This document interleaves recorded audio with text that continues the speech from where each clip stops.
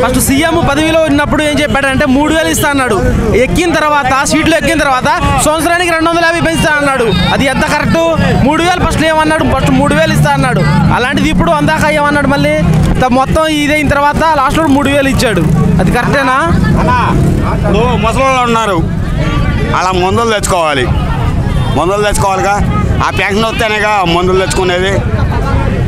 నువ్వు ఎంతవరకు ఈ 7వ తారీఖు ఇంతవరకు ఇలా దిక్కు దేవాణం లేదు. 3 రాజ్యాల్లో పెట్టి 3 ప్రాంతాలు కూడా డెవలప్ అన్నా, నాకు 3 పిల్లలు ఉన్నారు. ఒక రాజధాని గతి లేదు ఇక్కడ. అంటే 3 రాజధానులు ఎడబెడతాడు. ఒక రాజధాని గతి లేదు ఇక్కడ. ఉన్నదాన్ని మొత్తం ఇది చేశాడు కదా బాబు, ఎంతో కొంత చేశాడు రాజధాని. కలిసి వచ్చినా కూడా మళ్ళీ అధికారంలోకి మేమే వస్తామని వాళ్ళు చెప్పిన మాత్రం జరిగిపోదుగా. ప్రజల చేతిలో ఉంది. ప్రతిసారి ఖచ్చితంగా బాబు సీటుకు వచ్చేది అది ఖాయం, అది గ్యారంటీ. డిపాజిట్లు కూడా ఉండవు వైసీపీకి. ఇంకా అదేవిధంగా చూస్తే మనం రోజా గారు ఏదైతే ఉందో ఆడలు కట్ చేసి వదిలినట్టు పవన్ కళ్యాణ్ గారు ఈ ఏపీకి పెట్టిన దొంగ ఆల్రెడీ చంద్రబాబు. వీళ్ళంతా వీళ్ళు ఏంటి? వాళ్ళు కూడా జగన్ 420 కాడాడు. తెలియదు ఏముంది? 420 జగన్. పప్పు వండుకోకుండా ఎవరు ఉంటామా? ఆడు పప్పు తింటుగా, మరి ఆడు పప్పు బేచేగా. దొంగ నా కొడుకులు ఈ 2 వదిలే. ఇక నేనంటే మంచి మాటలు రావు. చంద్రబాబు తెలుగు జనాభా పరిపాలన బాగాలేదా వచ్చి అది అయ్యా జగన్మోహన్ రెడ్డి గారు ఈ సమ్మేళనాన్ని చూడండి, చూసి మీరు కొద్దిగా ఇది తెచ్చుకోండి.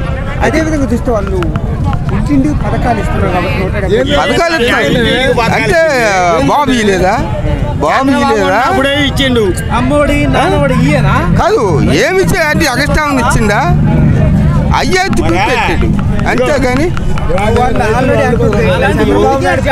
అయ్యా అగో నేను చెప్తున్నా, అయ్యా ఇగో ఈ తిరుగురు సమ్మేళనం చూసి కొద్దిగా ఇది చేసుకోండి. అది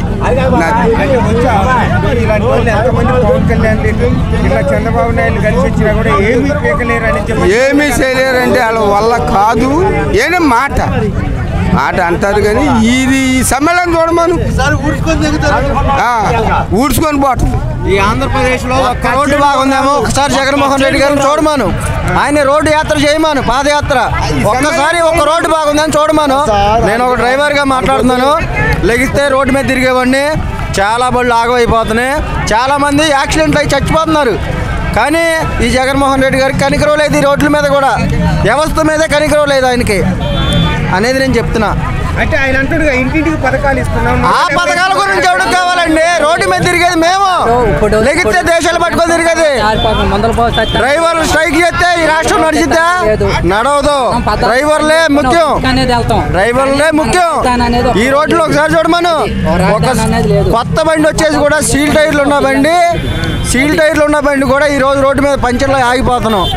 యాక్సిడెంట్లు అవుతున్నాయి, బైక్ యాక్సిడెంట్లు. ఇవన్నీ ఎవరు చేస్తారు? ఎక్కి 5 సంవత్సరాలు అవుతుంది, ఇంకా ఏమీ లేదు. ఎందుకు ఈ రోడ్లు ఇట్టా?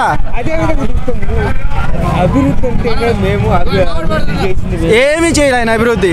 ఏది 18 ఏళ్ళు ఒకటి ఇస్తున్నాడు, 45 సంవత్సరాలు డబ్బులు ఇస్తున్నారు, ఈ పింఛనీళ్ళు ఇస్తున్నారు. ఏముందండి? ఎవరైనా ఇచ్చేది ఇవన్నీ ముందు మీద లాగుతున్నారు. మా దగ్గర నుంచి లాగి మాకే ఇస్తున్నారు ఈ డబ్బులన్నీ.